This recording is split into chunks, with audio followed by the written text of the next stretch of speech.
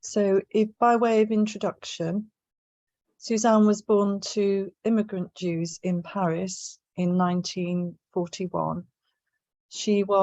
Her family was targeted for death by the Nazis, and Suzanne found refuge with a farm family between 1943 and 1945. After losing her parents in the war, Suzanne was adopted by a New York family in 1950. Suzanne has been active throughout her life in a variety of social justice movements. She has spoken on the Holocaust and her support for Palestinian freedom to faith communities, community and activist groups, and high school and university gatherings. Suzanne's memoir, Holocaust Resistance, My Journey, was published by Fernword in October 2019. Welcome, Suzanne.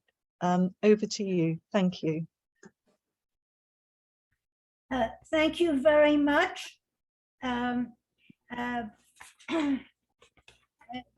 a Jew, I say never again for anyone, especially for the Palestinians. And thanks to Tony Greenstein for his significant contribution to the history of the Holocaust.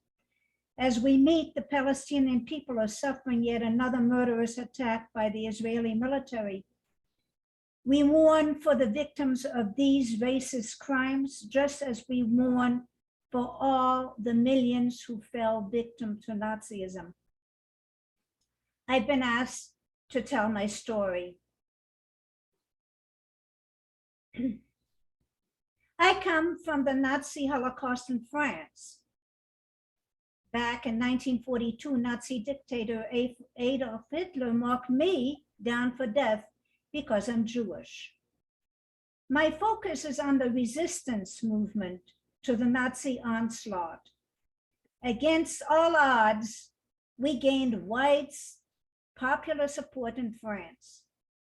This aspect of the Holocaust has been slighted. I wrote of what I learned in my book, Holocaust to Resistance, My Journey. In Poland, my mother's homeland, the Jews were segregated in ghettos and often threatened with murderous pogroms. My mother belonged to the Socialist Bund and labored for a socialist world. She escaped to France, which held the reputation of the 1789 revolution with the promise of liberté, égalité, fraternité. In July 1942, when I was 1 year old and with my mother, the French police organized a massive raid at 4 a.m. in Paris, where we lived. The police rounded up 13,000 Jews, including 4,000 children, and crammed them into the Veldiv, a sports arena. The prisoners agonized over a week with little access to space, water, food, medical care, or sanitary facilities. Then, disoriented and stunned, they were shipped to several concentration camps in France and handed over to the German Nazis to Auschwitz, their end journey. Women and children were transported separately from men. Where were they going? Would their families ever reunite? Destitute and unarmed, they did not know. Among the deported Jews, 76,000 never came back, but many more survived. Just before the July raid, the anti-Nazi resistance had gone door to door, alerting the Jews of Paris of the plan to round them up. My mother got word. What to do? Should we hide or stay put? Half of those on the arrest list in Paris found a hiding place, including my mother and me. Survivors of that raid debated what to do next. Jewish families passed on the word, save the children by dispersing them. And so they did, spontaneously, individually, or with the aid of an organization, they found solutions. I was 2 years old. My mother placed me in the care of a Jewish anti-Nazi group, the Union for Jews for Resistance and Mutual Aid, the Jewish Union. Soon after, my mother was arrested and deported. She died in the Auschwitz death camp.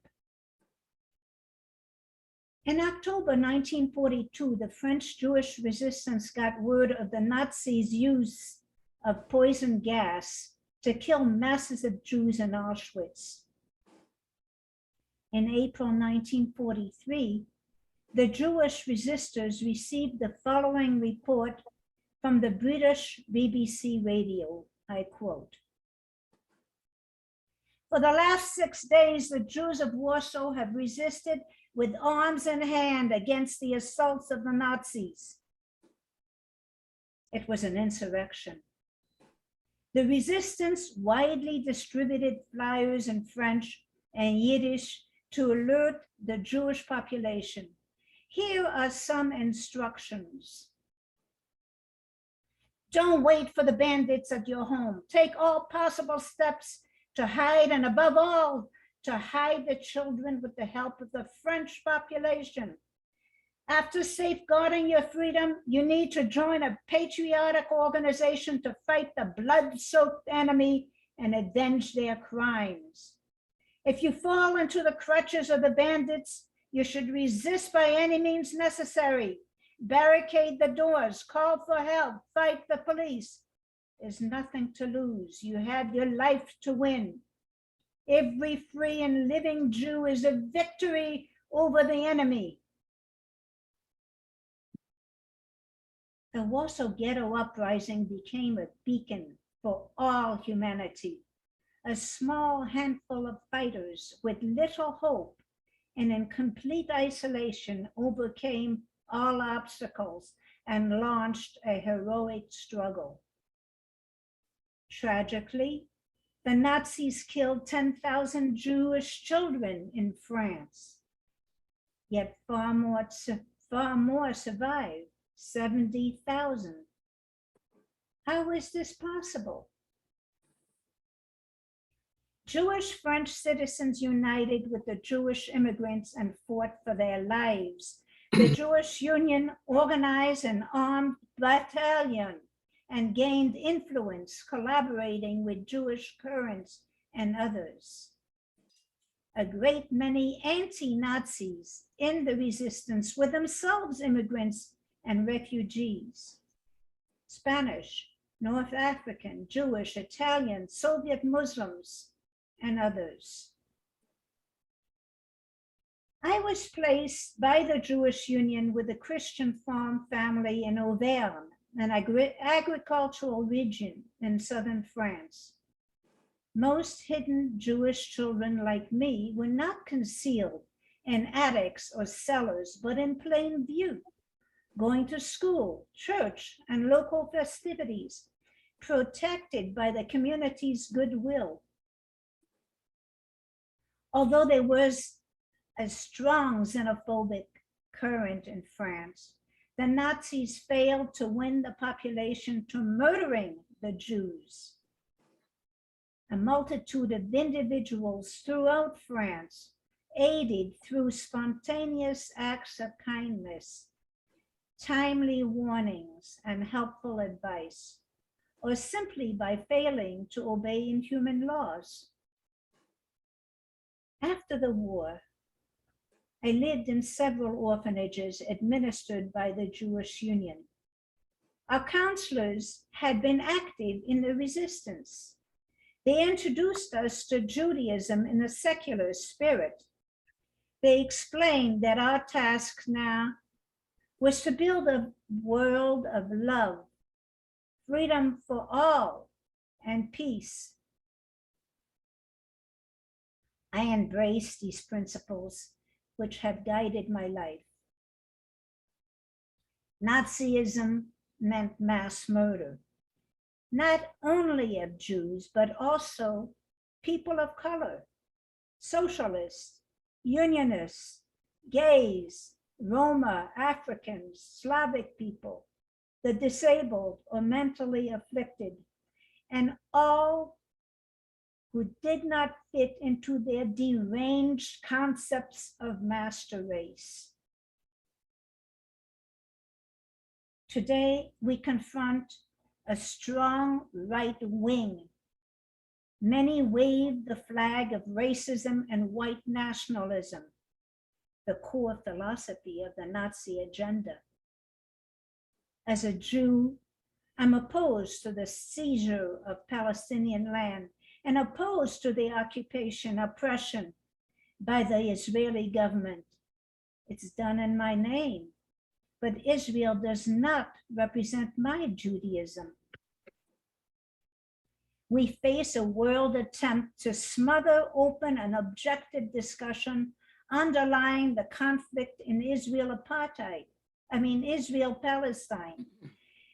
It is an attempt to obliterate Palestinian voices and to disarm our struggle for a just world. Our response is solidarity. The tides are shifting. Many people are reconsidering their support for Israel. They draw, for example, the parallel of Palestine with the Black struggle for freedom and with the struggle of indigenous peoples for their traditions and dignity as a basis for reconciliation. We have learned of our connection with the natural world and the urgency of a meaningful response to climate change.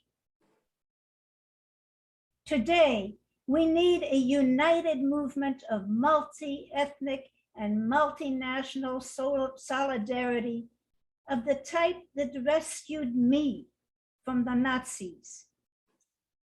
In responding, as in caring for and helping one another, all of us are linking up with the tradition that saved me and countless others long ago from the Nazi Holocaust in France. Thank you very much for this opportunity to speak on this wonderful panel.